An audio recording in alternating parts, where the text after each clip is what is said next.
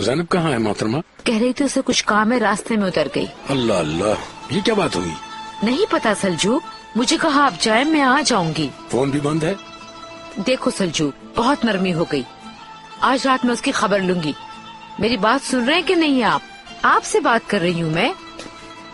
शाम को जब वो आए तो आप उससे बात करेंगे ठीक से।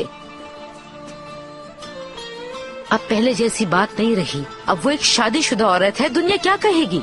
आज जरूर बात करेंगे आप उससे। हुआ तो कुछ भी नहीं है, मगर लोगों को कैसे रोकेंगे? आप मेरी बात क्यों नहीं समझ रहे हैं आखिर? सुनो, ऐसी बातें ना करो अलबी।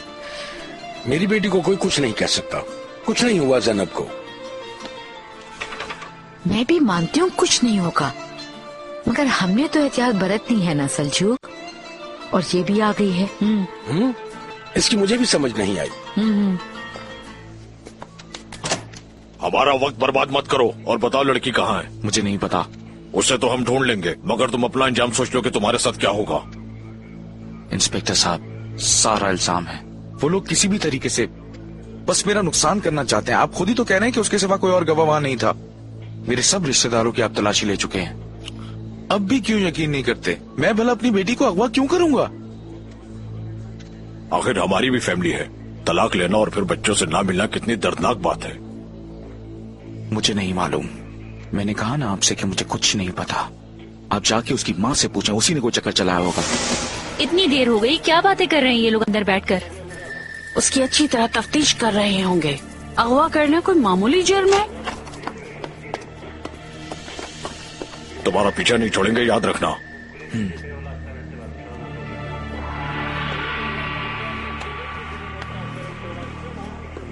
क्या आपने छोड़ दिया है इसको? इसने मेरी बेटी को अगवा किया है। गिरफ्तार करने के लिए कोई सबूत नहीं है। मैंने देखा है ना, क्या काफी नहीं? सिर्फ आप ही ने तो देखा है मिस। घर की भी तलाशी ली, आप भी अंदर ही थी। समझ नहीं आता, हमारी बात का कोई मतलब नहीं। ऐसी कोई बात नहीं। अगर इस तरह लोगों के कहने पर गिरफ्तार करना शुरू कर दे तो बाहर एक भी इंसान नहीं बचेगा।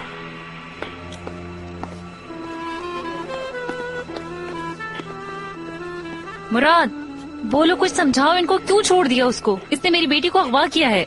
मैं इन्हें नहीं समझा सकता सईदा, वो अपना काम कर रहे हैं। अगर वो ऐसा कह रहे हैं तो सही है।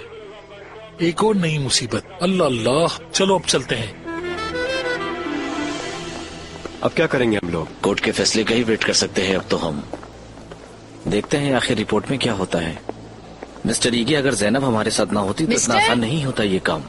जरा रुकें।